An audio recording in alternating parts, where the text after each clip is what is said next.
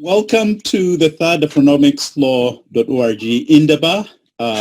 As I have said in my previous Indabas, it's a Zulu or Toha word that refers to a meeting to discuss a serious topic. It refers to a discussion on a matter of concern for discussion. This occasional series discusses issues relating to international economic law, relating to Africa, the developing world, and the global south. It introduces experts like my guest today to our audience who work very hard on the issues that we all care about here at Afronomicslaw.org, but we never really get to see these people because often they're behind the scenes, invisible to our audience, and yet their insights are very valuable. So our guest for this Indaba is Dr. Joy Kategekwa, who has spent her entire 17-year career in the practice of international trade law, trade policy advisory, trade negotiations, and trade capacity building. She holds a PhD in international trade law from the World Trade Institute. She is the strategic advisor to the Assistant Administrator and Director of the United Nations Development Program, UNDP Regional Bureau for Africa in New York, where she advises on strategy, policy, and development programs for sub-Saharan Africa, including in the area of trade. She is helping shape the UNDP signature initiative on women and youth, aimed to support the utilization of the Africa Continental Free Trade Agreement, which we shall be talking about in part today. She's the founding head of UNCTAD Regional Office for Africa in Addis Ababa, where she spent 5 years leading representation, strategy, and advisory teams that supported the design of the agreement establishing the Africa Continental Free Trade Area, the AfCFTA. She led the UNCTAD advisory team to the AfCFTA negotiations, providing technical assistance, studies, advisory, training to the AfCFTA negotiating forum and to policymakers. Before that, she was an official at the World Trade Organization. What hasn't she done? For over 5 years, where she was responsible for negotiations in a Committee on Trade and Development in special session, which sought to review and make more precise, effective, and operational flexibility provisions in WTO agreements, the so-called special and differential treatment provisions that we heard about when we spoke to Mustakim Digama. She was also the institutional lead for support for the WTO African Group, advising ambassadors and technical experts on various aspects of WTO law and policy, and teaching on WTO advanced trade policy courses. She has led negotiations on various important multilateral treaties, popped a champagne in cases like the WTO Services Waiver, the WTO TRIPS Amendment, and the WTO Ministerial Decision granting duty and quota-free market access for products originating from least developed countries. She's an author, a great book on trading services you should read, a guest teacher of the law at several institutions offering trade and development law programs, and she sits on the World Economic Forum Council on Trade and Investment. She's very passionate about Africa and its promise. She believes that trade can change the game, create empowerment, strengthening investment partnerships of impact, win the continent from dependence, and turn the page on poverty. So a very big welcome to you, Dr. Kategekwa. So I guess we get started right away. You really bring so much to us, and I want to begin with your experience at the WTO and in the negotiations on least developed country trade services waiver, the TRIPS amendment, the first TRIPS LDC extension, and how the multilateral trade regime will deal with issues of investment. So welcome, and let's get started. Thank you very much, Prof. Thank you so much for having me. It is an honor and a privilege to be with you today. I'm grateful for the opportunity. So your question is about how my own experience in these negotiations on the services waiver, on the TRIPS amendment, and the TRIPS extension, and what it means for the future of development. You know, if I were to think about the commonality between these three threads, I would say that it was yet another expression, a push from developing countries to reconstruct the system in such a way that it can be more responsive to their needs. In the case of trade and services, as you know, the agreement seeks to open markets for services and services suppliers across the world across the world in terms of the membership. But it does so on a non-discrimination basis, which means you have to hit that most favored nation mark. But the LDCs were arguing that, no, we cannot compete with everybody. Our capacities are different. Give us flexibility, give us special and differential treatment, give us special priority. So pushing, reconstructing flexibility. In the case of the TRIPS amendment, the argumentation was different, not just LDCs, but also developing countries. And the push from that side was from the African group. And the issue there was the rights of patent holders cannot be elevated above the interests of public health. And so we must use these agreements to help us respond to public health. And in the case of the amendment on the TRIPS agreement, the issue there was that LDCs who have long been excused from having to apply the agreement, were saying, well, now the extension is up for renewal and we're not yet ready, so give us another extension. The commonality in that thread is flexibility and the need to push more flexibility to create more space. That is one thing. Because those situations were successful, it tells you that the system can respond. And this is the history of the multilateral trading system. Right from 48, as you know, Prof, developing countries have been pushing the envelope on the GSP in 1979, on introduction of Part 4 of the Gathii in 1964, and ultimately on this S&D as a rubric of flexibility. So it shows you that once again, there is a possibility when you push to get success in terms of responsiveness. It also tells you that success comes when you do it with others. Because if Uganda had pushed on its own, which is what we tried to do initially with the services waiver, to say, well, look, we need flexibility, we have capacity in XYZ, give it to us, but give it to us alone. We gained no traction. When we came as a body with LDCs, then you have attention. Then you have a possibility for success. So you can succeed if you do it with many. But it also tells you something else, which perhaps is the most important, which is what then do you do when you win these flexibilities? In the context of the TRIPS, of the services waiver, we got that, I believe, 10-year initial period or time-bound waiver, allowing all countries of the WTO to give flexibility, to give special priority to services and services suppliers from LDCs. What did we do with it? It would be interesting to think through how many countries then repurposed, restructured, strengthened capacity, got their services suppliers to utilize the opportunities that were notified, 25 WTO members, notifying new special niches of markets for LDCs. In the context of the TRIPS amendment, as you know, the idea there was to create space for countries without productive capacity to parallel import from countries that are producing on the basis of compulsory licensing, which means Kenya has capacity, Uganda doesn't, for example. It means Uganda has a health crisis. Uganda can import through Kenya, Kenya having issued a compulsory license and started to produce drugs in spite of or notwithstanding the rights of the patent holder. What have we done since that point to boost capacities of production within Kenya to utilize those opportunities? That's one way to look at it. The second way to look at it would be then to say, why would Uganda be comfortable just to import? What has Uganda done since that point that the amendment was made to strengthen capacities, that you become that country that can also export as opposed to wait for importation? And on the LDC waiver, on the LDC extension, where I will stop, the question there still is, we started off with 7.5 years. We celebrated. We had won. We had gotten an extension.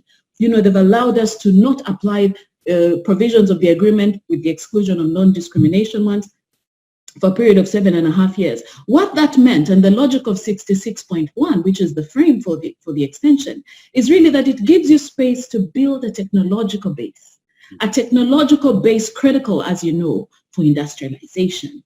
What have we done at that point? When the 7.5 years ended, the group then requested for an extension. And I started to question my mind about the celebrations, because you find yourself in a space of extending extensions. Here we are, rendezvous 2021 for the next extension. And I do wonder what is next coming. And so for me, in terms of the second part of your question, which is how then does this portend for the future of development, I think two things. One is, without the right preparation, without the right investment in productive capacities, you're likely to find yourself once again at the table seeking an extension. You're likely to find yourself speaking still in the generic of special and differential treatment. And so we need to really self-examine, ask ourselves the question, how do we seriously tackle productive capacities? And this is the second point. I think it can influence the future of development. If the multilateral trading system asked itself the question, 50 years and plus of flexibility couched as extensions, as time-bound transition periods, how can we do it differently? And I think the answer there is really in this idea of how do we meet the production challenge where it is? How do we go beyond just the space? But it's for LDCs and developing countries to push and interrogate for, that you move from this idea of we'll leave you out for a bit and start to ask the question, why are you left out at all? Yeah. So great. I mean, I think you're one of the most articulate defenders of why we need to take seriously the fact that not all countries can trade on the same level playing field, and that there are important reasons that account for why we need these flexibilities that you so well put. But you also do recognize and acknowledge the importance of taking advantage of these flexibilities by developing the productive capacities that are the reason why a lot of these either developing or least developed countries want either these extensions or these flexibilities. You ended by noting perhaps one of the major, challenges here, which is that sometimes what happens in Geneva does not translate to what happens at home in terms of developing the productive capacities. But I do wonder, just to end this conversation, whether you think that there is still scope for having extensions, even perhaps of the under the TRIPS agreement for LDCs, because some of them are so small, some of them are landlocked. It would be really difficult to imagine a situation in which they come up to speed while fully utilizing all these flexibilities that have been negotiated in Geneva. And so, this is about whether we invariably have to move into a world in which there is full reciprocity because of the wide divergences in the sizes of the economies. And those divergences also reflect the very wide divergences in the levels of poverty, people living, on less than $1 a day. In other words, I am asking whether you think that this machine of sort of free trade and open investment has to really proceed at the same pace for everybody, even when you've been given these capacities, this flexibility, sorry. No, Prof. I think that the notion, the thinking, the raison d'etre of flexibility provisions is still valid. Mm-hmm. It is valid because when you look at intellectual property, which is where we started, the reason why LDCs were given flexibility was precisely to allow them to deal with those difficult development questions for which you need breadth and scope of an IPR regime that allows you to use patents, trademarks, layouts of industrial designs, and so on and so forth, that allows you to use IPR or the flexibility within RPR to build a technological base. So the reason is still there. I think there's a gap between that rationale and the footprint on the ground in terms of what has been achieved since the flexibilities took their first hit into the system and then the extensions. And what we have achieved. And so it's less about what the system should do. It's more about what we should do in our countries to say to ourselves, even as we continue to advocate for those flexibilities, we must translate them into something at home that is meaningful for building an industrial base. Because when we transition to that point you're saying, where it's a level playing field, same rules for everybody, then the regret comes in. And so we have to be a bit more intentional about utilizing this space, these flexibilities, to develop those capacities right now. Great. Well, so this leads us quite well into another area that is directly relevant to that discussion, which is the Africa Continental Free Trade Agreement. And I don't know lots of people who know as much as you do about it. And so the question, I guess, that leads directly from our previous conversation is, what is unique about the AfCFTA? Is it going to be able to address some of these capacity constraints, your ambition of transforming African economies? And can you tell us also, perhaps leading off with that, about your involvement in that process? Mm-hmm.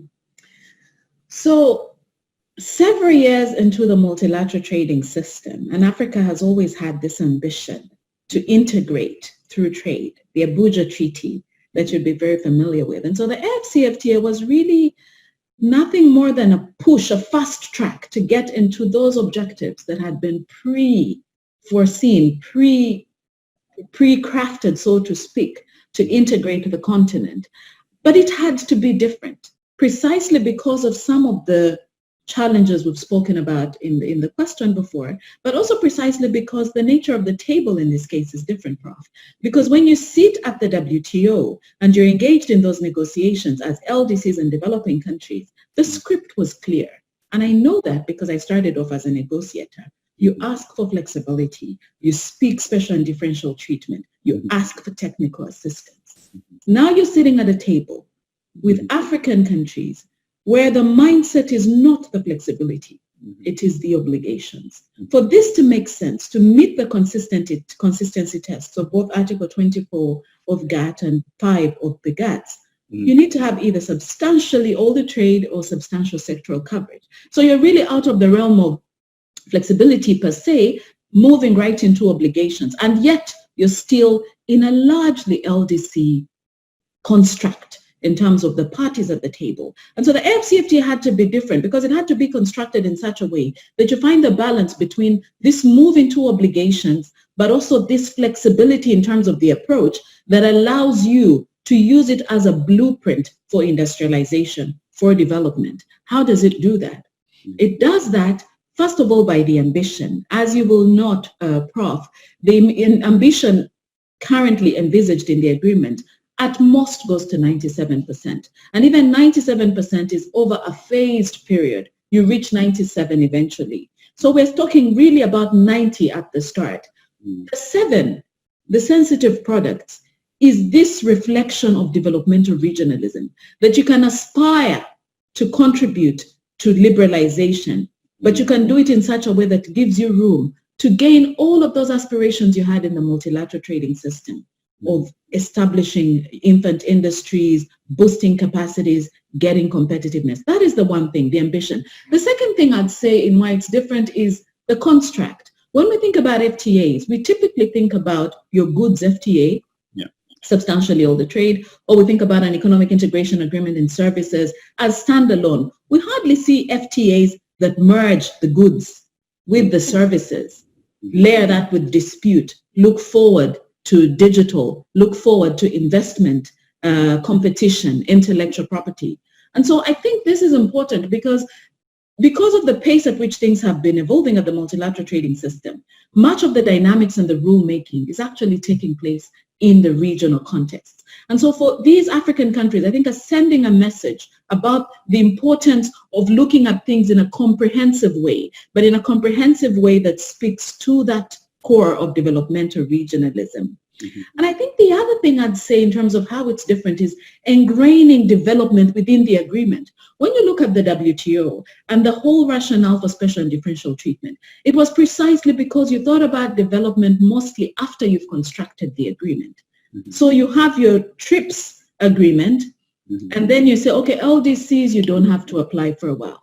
What if we turned it on its head and said, within the body of the law, we must entrench development? How does the AfCFTA do that? Of course, you would know the power of preambles, but even more. And when you look at the preambles in there, when you read through many of the framing, the umbrella treaty, the goods and the services, protocols, you will see that they're really talking about the fact that this is about industrialization. This is a development blueprint. This is for SMEs. This is for MSMEs. This is about competitiveness and so on. And then you go into the core body of the substantive provisions that create obligations. So in the case of trade and services that I was closest to in terms of advisory, there you see provisions that speak specifically to how we shall go about building the capacity to get us ready to utilize the opportunities in these agreements. And so you have a whole article, I think it's 27 in there, Article 27 in the Services Protocol, that gets into the breadth and depth of how we will do that. And the question of transitions is important because I raised it before. We struggled with this idea of how do you avoid an architecture that puts you on the journey of extending extensions. You mustn't do that. So you do it by ensuring that we're not talking about transitions per se, because within that construct, you will hit a block on the ambition because it's mostly LDCs in there. And so you do it in such a way, not by giving transition periods per se, but by assuming obligations when you take them on. And when you hit a snag in terms of a contradiction with national development policies, capacities, and so on, come then with an action plan.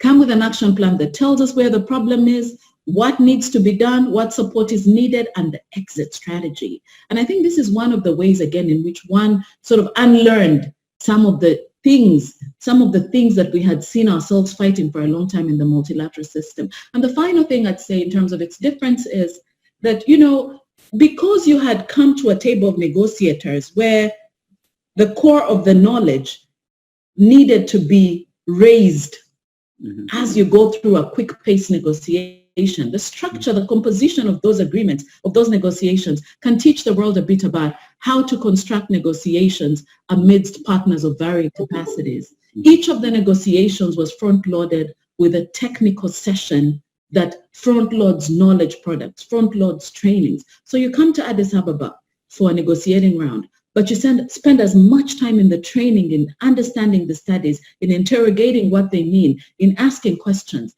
and then you retreat into technical working groups to say, then what does this mean for what we want to do?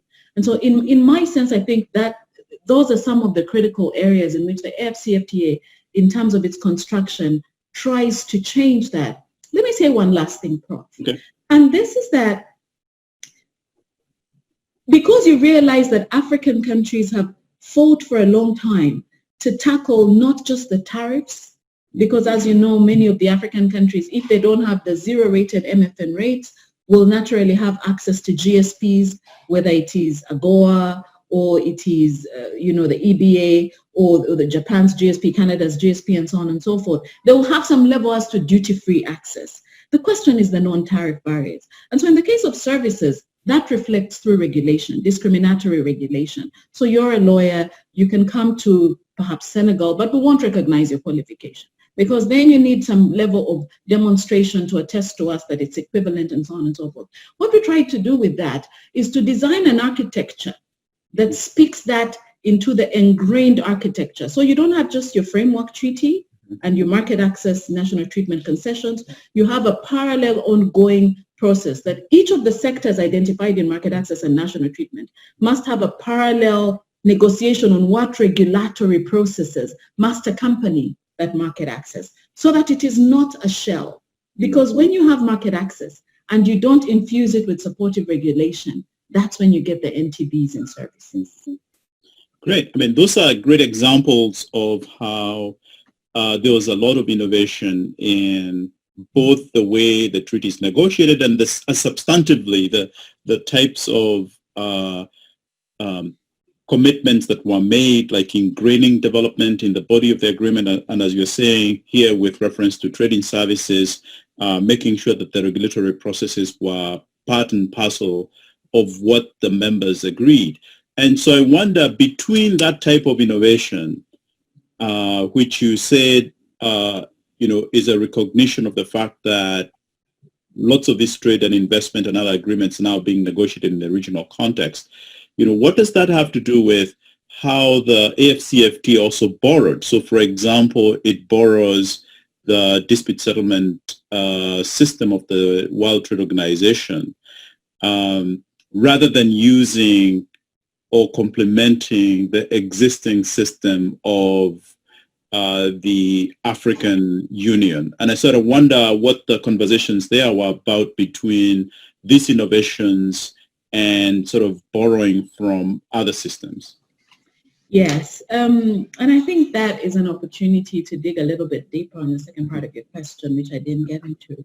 The process of framing these agreements was really about understanding that most of the, what would be state parties to the AfCFTA were also WTO members. Yeah. And so there's a question there as to anchoring it in what is the frame.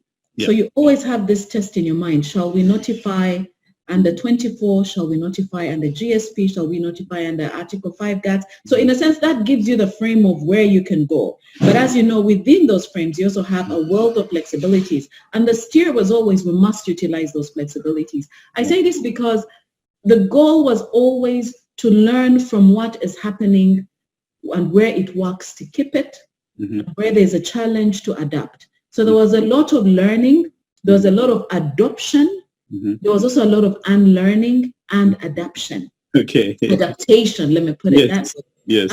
And so when you think about the dispute and even the services agreement, a good part of it will learn from the good lessons from the GATTs. Okay. But I think the goal, and this should really be the value when you get outside of the multilateral trading system, that you allow yourself to ask those questions. What does adaptability look like? And I recall many of the technical papers that we drafted and many of the studies and the trainings, and in this case, the dispute where I was also involved in the advisory teams. It's really this question of what does adaptability to context look like? What do we keep? How do we keep it? What do we drop? So there's a lot to learn from the multilateral trading system. It is the body in which, when you ultimately reach notification, the test of consistency will be done. But I think countries need to feel also that room to innovate when needed. Okay, great. I know you're being very modest by not telling us about how you found yourself when you went to Addis to head the UNCTAD office there. Did you anticipate that you would be involved in this process? And I know you're still involved because our next discussion after that is going to be about what are the steps to making sure that it's fully implemented. But I don't want to miss the opportunity to ask you about how you found yourself in the middle of all this. You are more prepared, I guess, than lots of people since you had been at the WTO and other places. You know, it's interesting when I look back. Well, at the time I went to Addis, I'd done about 12 years in trade negotiations, trade policy. And, you know, you dig deep, you write, you do the PhD, you teach, and then you start to realize there's something missing. Yes. Something missing. So let me see what else is out there. So I applied for this position at UNCTAD and you know, got selected, grateful for that, and then went.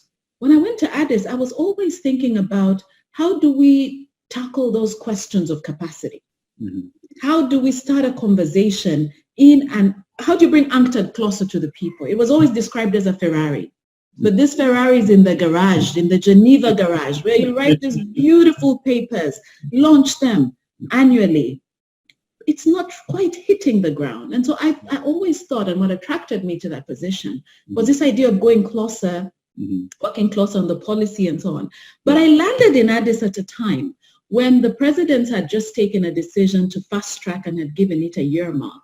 Yeah. We have to do this within a time frame. And Prof, it was interesting because you know how everything falls in place. Yes. So all of this knowledge that one has done in the LLM on trade and investment law, in the PhD, you know, and practicing at the WTO at very high level, very detailed, very technical, you know, you realize that there is value here.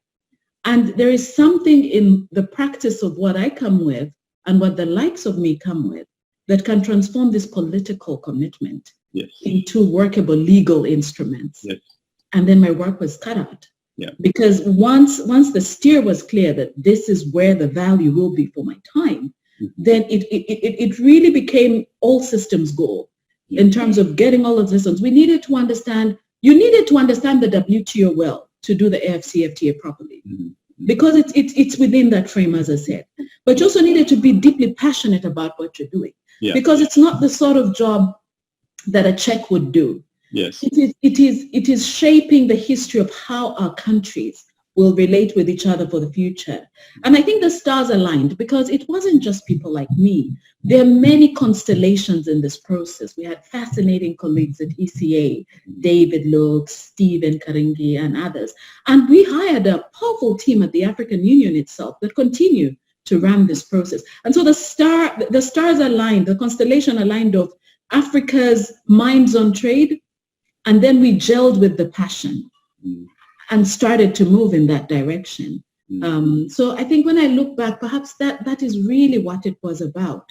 And so all the technical studies, all the analysis, the initialization of the modalities, what do we mean when we say modalities? What do we mean when we're talking about African countries engaging in a trade agreement that's not about flexibility? What do we mean when the knowledge base is so low? How do we lift it? So how do we structure the modalities in such a way that you have knowledge products that bring everybody to the same page before you get into agreements? How do you keep checking what the demands are in terms of gaps in knowledge? How do you fill them? I had a whole team behind me within UNCTAD who were constantly responsive. But I think at that point as well, once the agreement is signed and you start to see all this push around, we have ticked the box, we've signed the agreement, those questions came back to my mind of what next? What are we really going to do? How do we implement this thing? Yeah. So that's great. I mean, and to add more names to that, there was Vincent Demihele, the legal counsel of the African Union. There's your and there was yourself, Prof, because that's where we met. So what do we do now? So now we are in, so that moment, as you say, was really great. A constellation of institutions and legal minds that came together at the very beginning to give this the best framework that one could ever really hope for. And now we have an outcome that is ratified, and now trading is supposed to start January 1, 2021. So what's going to make this work? What's going to make this work is taking it a little bit back to the previous conversation, which is one of the reasons why we did it in that way, which is bring the minds, bring the thinking, do the analytics, prepare what would be the best first drafts, for example. But you must hand them over. And then the negotiators must own them. They must analyze them. They must tear them apart. They must ask questions. They can throw away bits. Many were thrown out. They must retain some. So it became something that is naturally owned by the member states. And the role shifted then. You recall our Nairobi sessions in the draftings, but the role then shifted into advisory within the negotiating groups. And so now you have this body of law that is really for the member states, really for those that have ratified. They own it. It is theirs. That's critical in implementation. And I think on implementation, I would say perhaps 3 or 4 things. One is you must conclude this agreement smartly and credibly. We are still at that point where because of COVID, we have not put the meat on the bones. We have the frameworks, but as you know, the frameworks don't go far enough if there's no meat on the bones, if we're not exchanging the offers to say, because of this agreement, I therefore give you 0 for 0 in list of sectors X, Y, Z, and this is my new tariff book thanks to our agreement. And the analogies would apply in services as well. We are not there yet. We have to move quickly with speed to make sure we finish that credibly. And because of what COVID has taught us, we need to do it with a COVID lens. We need to do it in a way that allows for the COVID economy products to be ingrained therein. We need to make sure that the 90%, which is the first landing, does not exclude those products that are critical for intra-African trade.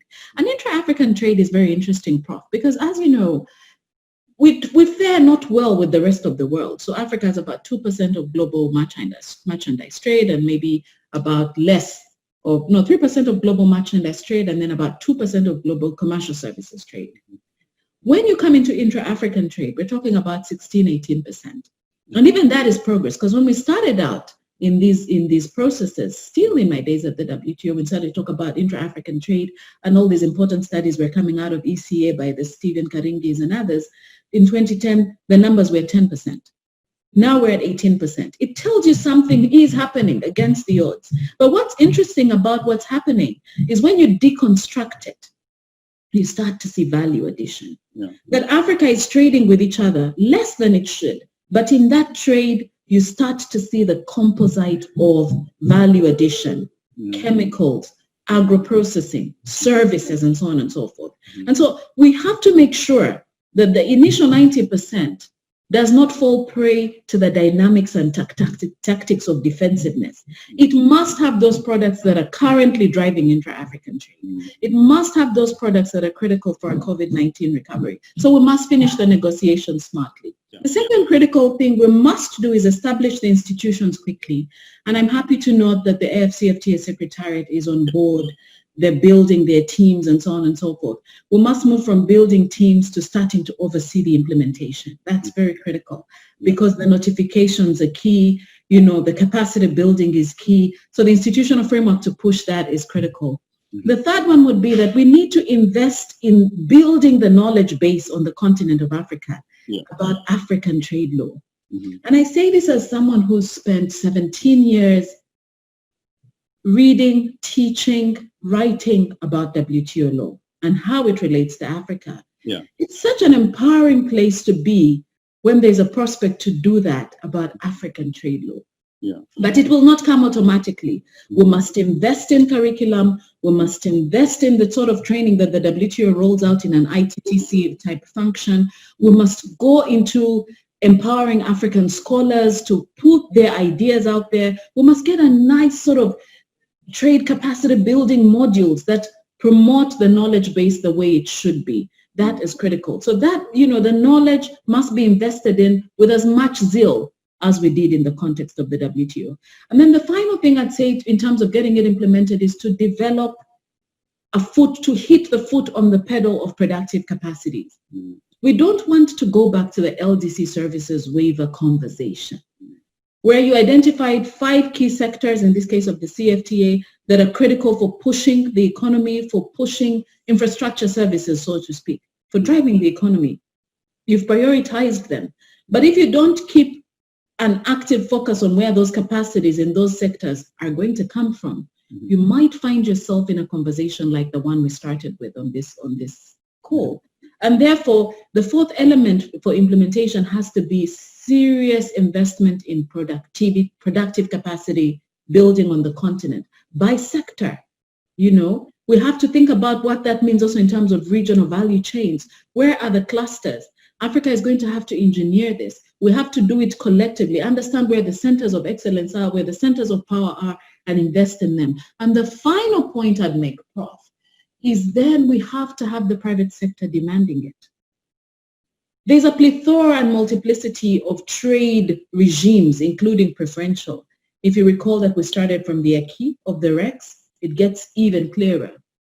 And so the AfCFTA, private sector from the states parties, must reach those borders and say, I'm entitled to treatment XYZ. And they must feed back to the institutions so that you understand where the fault lines are and start the process of review of improvement, because it's through that you will start to tackle NTB type things effectively, including in the area of trade and services. Great. I mean, I think these are all great points. And I want to, especially on the point of the private sector, it sort of struck me that, as you know, one of the challenges of intra-African trade is that we import more food into the continent than, you know, we actually need. You know, we could feed ourselves. Africa could feed itself. And this is a roundabout way of asking about agriculture, because we haven't explicitly spoken about agriculture. And in terms of enhancing the productive capacities, this is where most people on the continent are working. And because there is really a lot of space to expand trade in agriculture within the continent, because we import, you know, billions of dollars worth of food every year.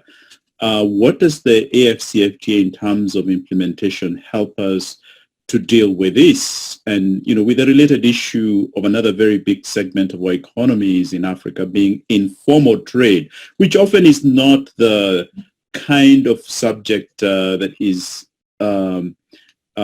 we talk about when we talk about WTO law, for example, but it's a really important part of African trade.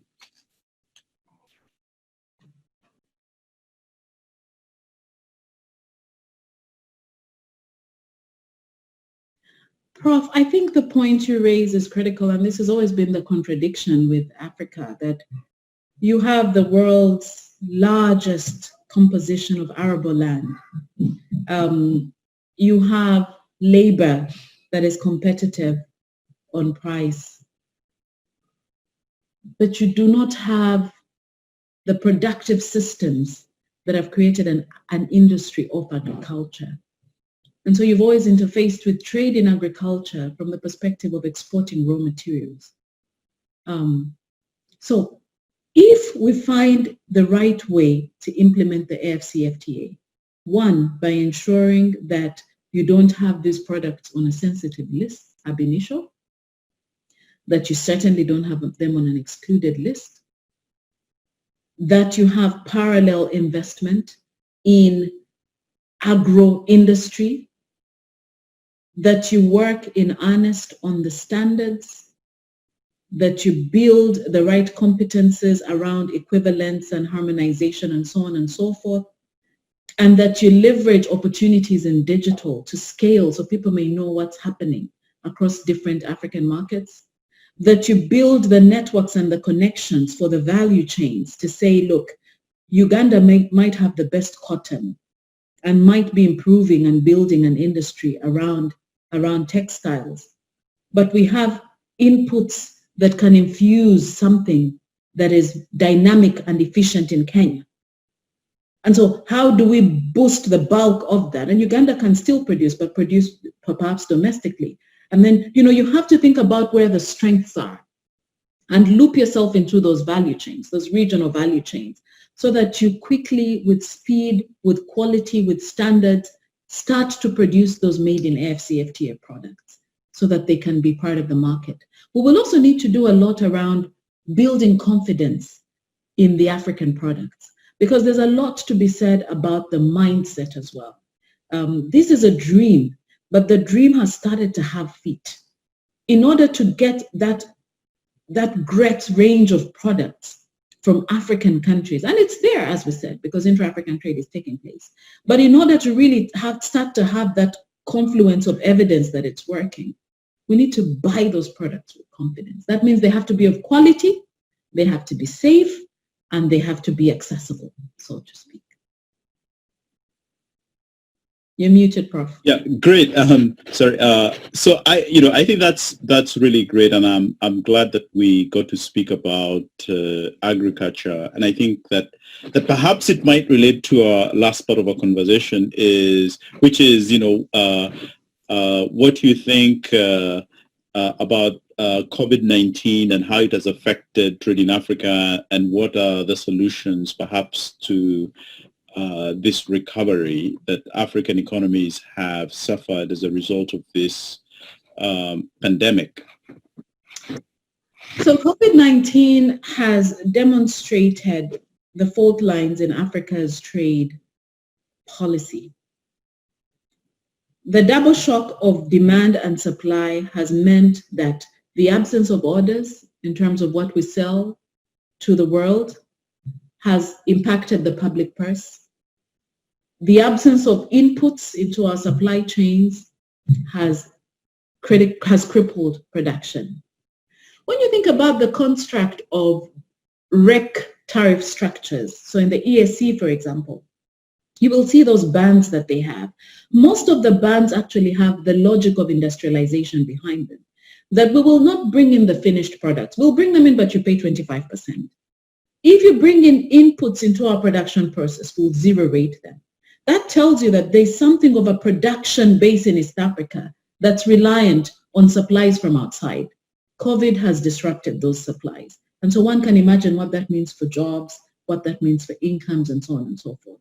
So the supply chain has been disrupted. The demand has also dropped. Many stories are told about industrialists whose orders have been cancelled. The smart ones pivoted, and that's the second part of the question. But I think there's something also to be said about what demand and supply has done to the ability for countries to respond to COVID. That you have been relying on trade to give you resources. Imagine oil exporting economies. You have planned your revenues at 100 a barrel, and the price dips to 40 and tumbling. What that does to the public purse amidst a pandemic where the solution is spending in social services is devastating. And so there are questions there about what all of this means and the debt and the production structures and so on and so forth. But there's a second part to the story.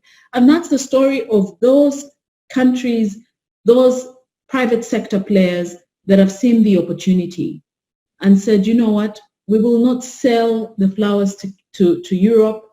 We will not sell the T-shirts under AGOA, but we can pivot into PPE. And I think this has been perhaps one of the best offshoots of what has happened amidst this devastating pandemic, which is that the footprint of African production, light as it is, has come to the fore. No one knew that Africa would be the place that we talk about the PPE revolution we've seen. You know, the ingenuity of Africa's youth. Yesterday at UNDP, we launched a magazine, Africa Innovates, where we profiled 50 top innovators tackling COVID-19. Everything from robots to drones, to respirators, to PPE, to apps for the vulnerable, and so on and so forth. Why was this not visible pre-COVID? It was not visible pre-COVID because there was something about the policy dispensation that took everything from outside. And so if we are to think about how to get out of it, the recovery part to your question, it's to interrogate how do we use that footprint to help us to really be confident about a new generation of trade policy that supports local production. Because the answer is truly in there. When you understand what these people are doing, when you understand the challenges that they face, when you look at them as job creators, poverty solvers, then you're on the road to making trade work for development. Then you're a bit tighter about how you deal with FDI. Because while FDI has come in, I think it's true that the illicit financial flows are a big problem. Indeed, during COVID, in the first few months, I think $4.3 trillion flight out of the continent because of the way in which we manage these regimes. And so I think it's a new page. It's an opportunity to embrace investment, but investment for good. It's an opportunity to embrace production, local production. It's an opportunity to really put your hand where your mouth is in terms of understanding that trade can indeed change the game, but that it's not automatic. You must invest in it. You must engineer it. You must invest in those people. Yeah, so I certainly have a follow-up. I think that's a really great insight, and about how COVID-19 in disrupting the global supply chains has spurred this local production leading to the PPE revolution, which is a really the COVID pandemic, of course, has been very adverse for many economies, including African economies. But this is a good outcome that now we are prioritizing local production, and that ought to be supported even more to take advantage of the ability not only to produce locally, but to export within the continent and beyond.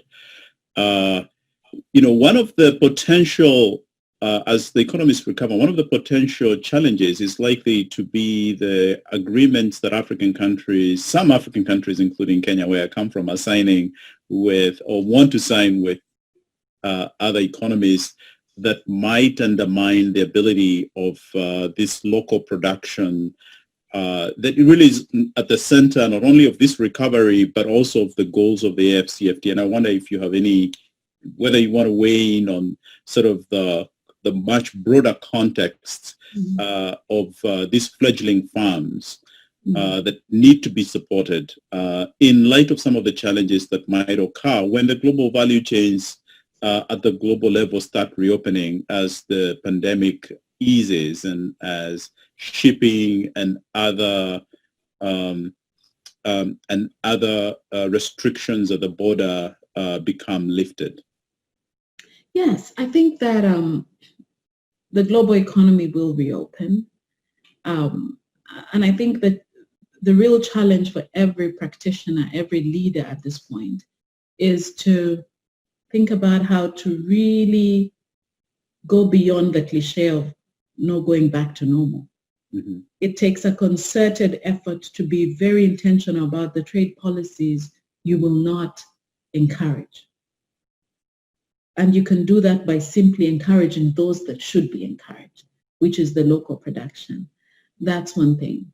The second thing is that there has to be something of a sequencing.